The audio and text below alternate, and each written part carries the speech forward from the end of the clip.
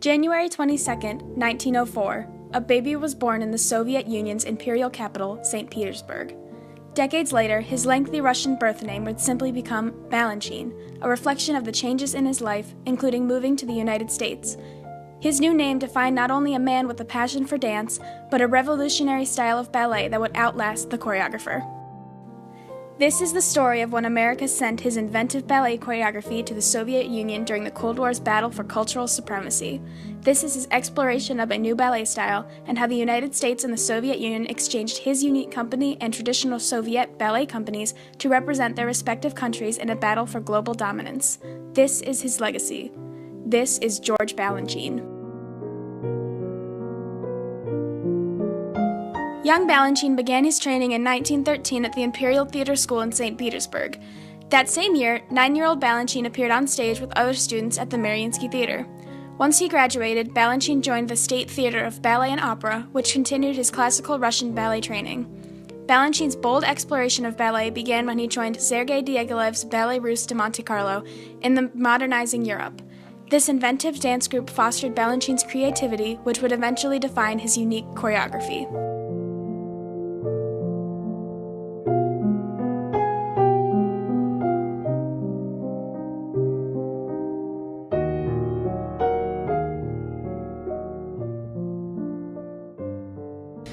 Balanchine's style is fast, energetic, diverse in range, and extremely musical.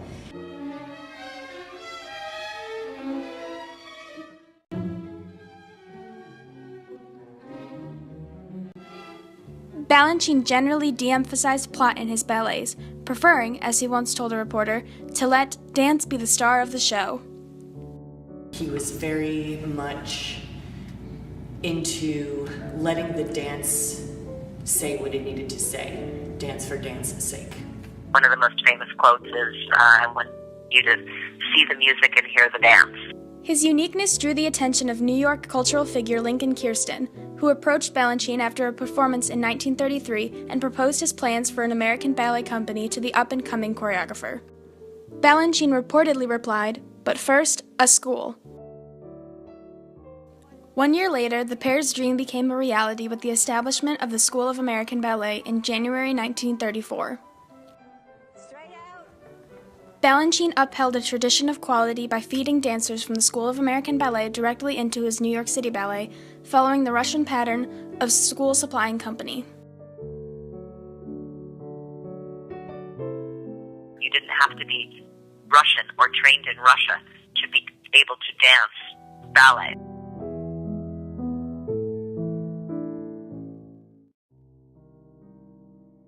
As Balanchine laid the foundation for his American ballet realm, relationships between the United States and the Soviet Union were worsening.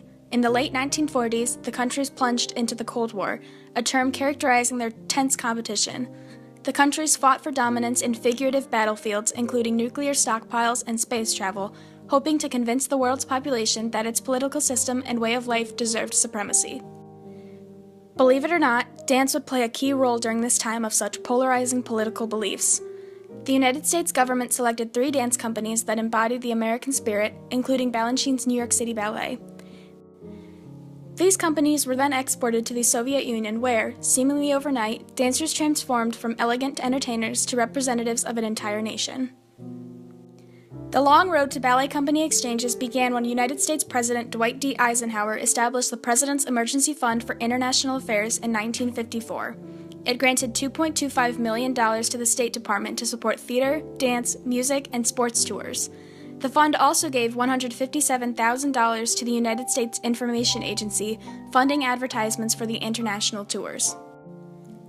Then, in 1958, the Soviet Union and the United States signed the Lacy-Zarubin Agreement for cultural, technical, and educational exchanges.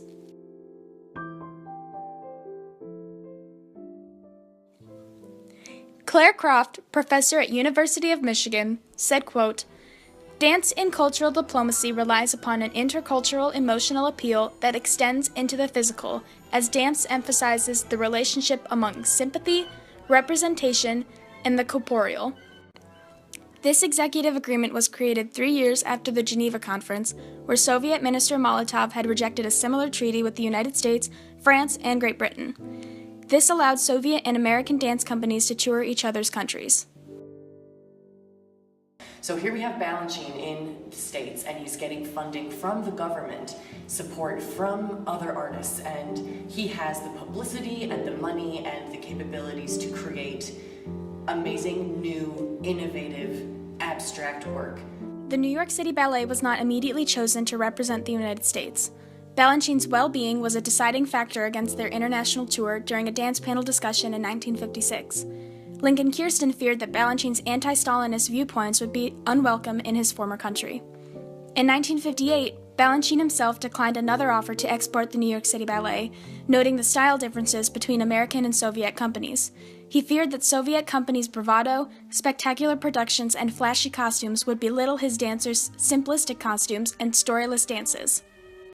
Kirsten and Balanchine reluctantly agreed to tour the Soviet Union after being promised a portion of the tour would occur in Western Europe. The New York City Ballet opened at the Bolshoi Theater in Moscow on October 9, 1962, becoming the first American ballet company to perform at the Bolshoi. They performed pieces thought best to symbolize the United States, including Serenade, Aegon, Western Symphony, and Jerome Robbins' Interplay.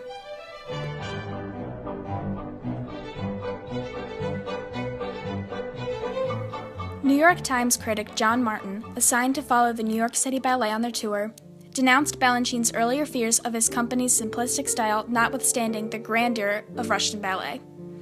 Martin recounted the standing ovation that Western Symphony received. The Russian public's welcoming enthusiasm contrasted sharply with Soviet newspapers' negative reviews of the night, which reflected the rigid Soviet government. Before the dancers' first performance in the USSR, the United States and the Soviet Union's relations grew colder as the Cuban Missile Crisis ensued. The United States discovered the Soviets' nuclear stockpile in Cuba, which had been stashed away like America's own stockpile in Turkey. The two countries considered a nuclear war, but both withdrew their missiles on October 28th and ended the conflict. This political battle did not go unnoticed by the visiting company. Yet, true to the performer's mantra, "The show must go on," their engagement proceeded around the political crisis. The Soviet Union and the United States' severely different ballet styles incarnated their respective government systems. Balanchine's unpredictable choreography reflected America's capitalism, while the traditional, rigidly synchronized Soviet companies showcased the communist atmosphere of the Soviet Union. Though the tours were originally a political ploy in a battle for dominance, meant to display these undoubtedly different government systems in a cultural light, the country's respective populations enjoyed the opportunity to appreciate foreign arts, especially the varying styles of ballet.